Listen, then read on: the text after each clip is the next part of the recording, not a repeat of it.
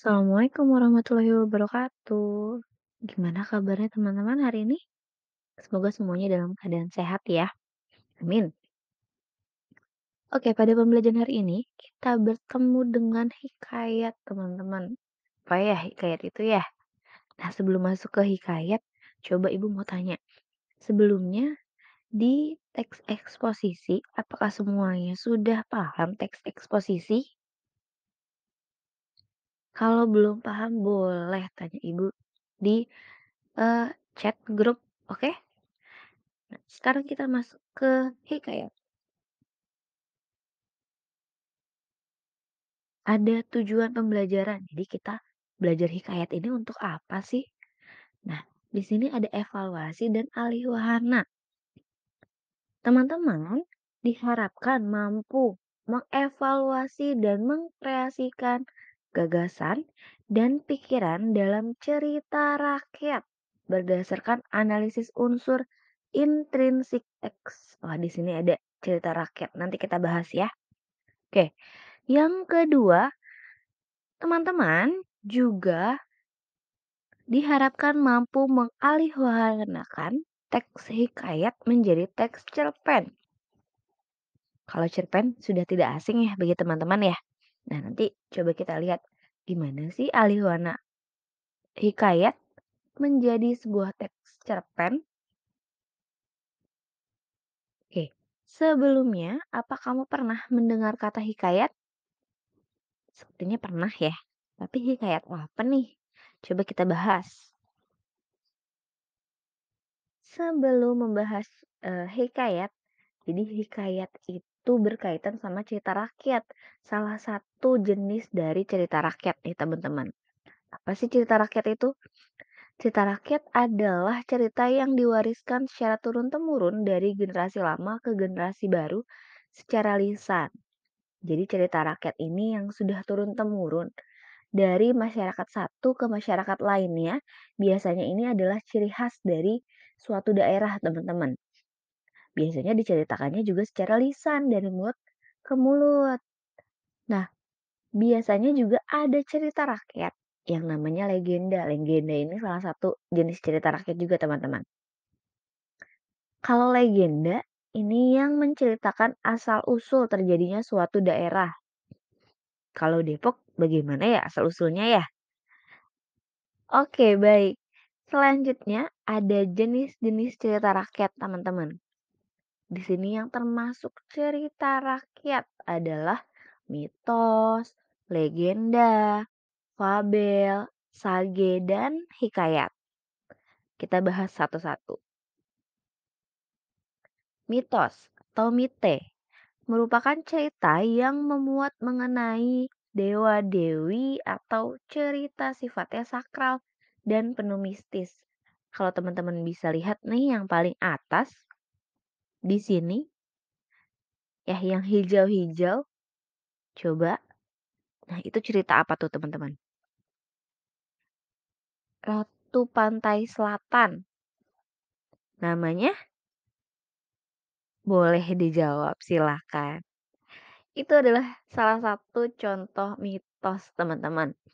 Ini ada cerita lain boleh dicari juga di Google, silakan.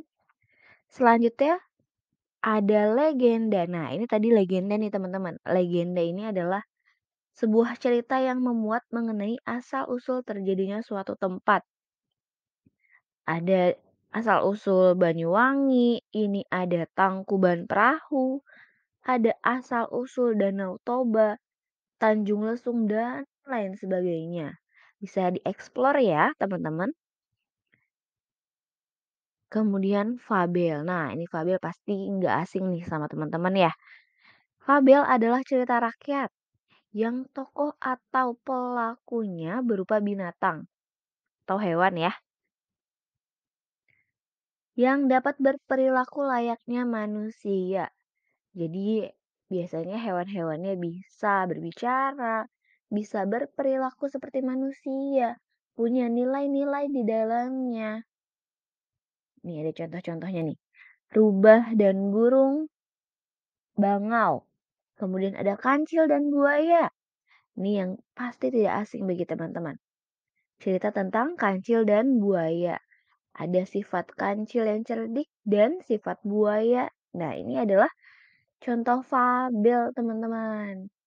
Ya, masih banyak fabel selain ini juga, teman-teman. Selanjutnya ada sage. Ini juga kayaknya asing nih sage ya.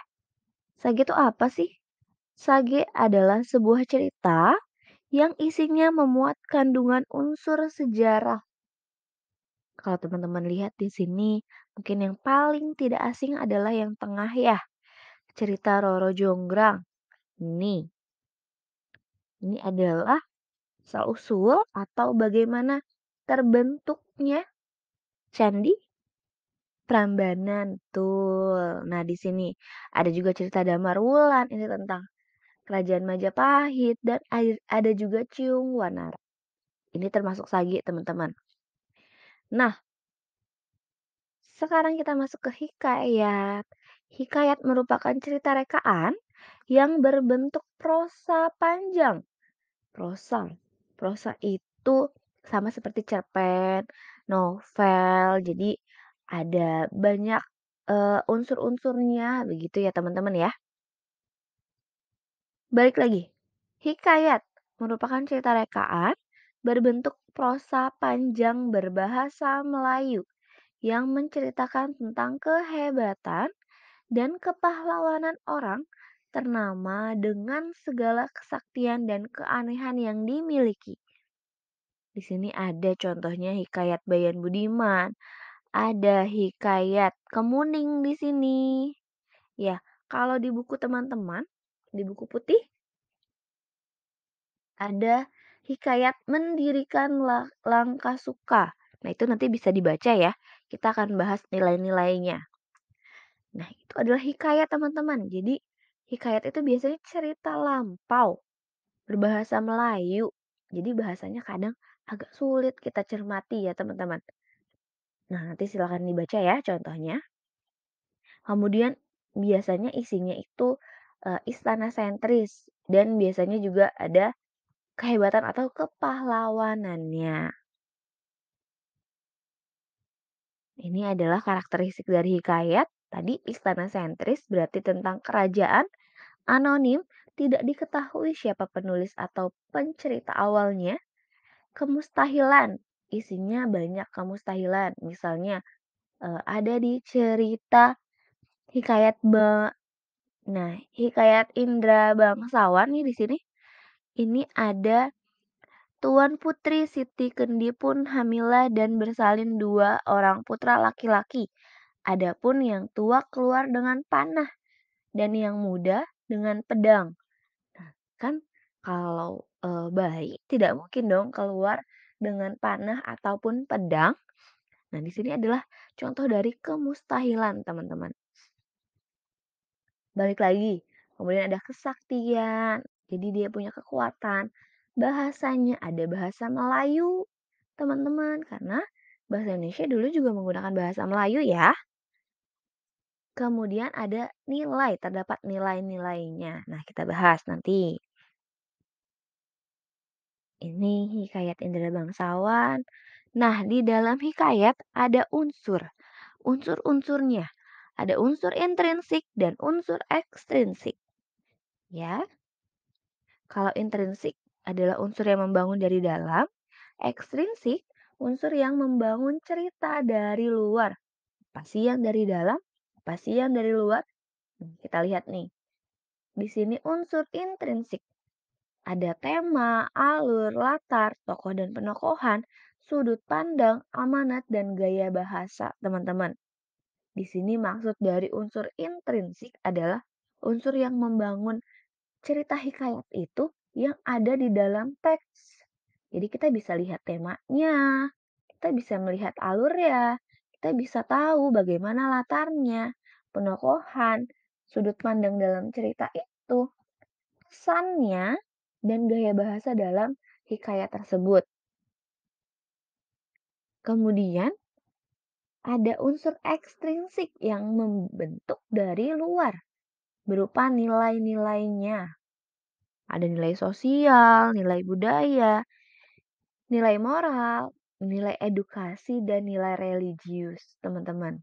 Jadi di sini nilai-nilai ini pembentuk si hikayat itu atau pembentuk cerita rakyat dari luar ceritanya. Jadi di dalam cerita hikayat ataupun cerita rakyat ada nilai-nilainya nih teman-teman. Nilai sosial. Nilai sosial ini yang terjadi di masyarakat ya. Bisa juga disebut dengan nilai kemasyarakatan. Kemudian kalau nilai budaya berarti berkaitan dengan adat istiadat. Nilai moral di sini berkaitan dengan akhlak dan budi ya. Akhlak, budi, pengerti atau susila atau juga lebih mudahnya nih tentang baik buruknya tingkah laku manusia ya. Kemudian ada nilai edukasi. Nilai edukasi adalah nilai yang berkaitan dengan perubahan tingkah laku dari yang sebelumnya baik menjadi buruk ataupun sebaliknya ya. Tapi lebih bagusnya sebenarnya dari buruk ke baik ya. Jadi ada nilai pengajarannya begitu ya. Kemudian selanjutnya ada nilai religius.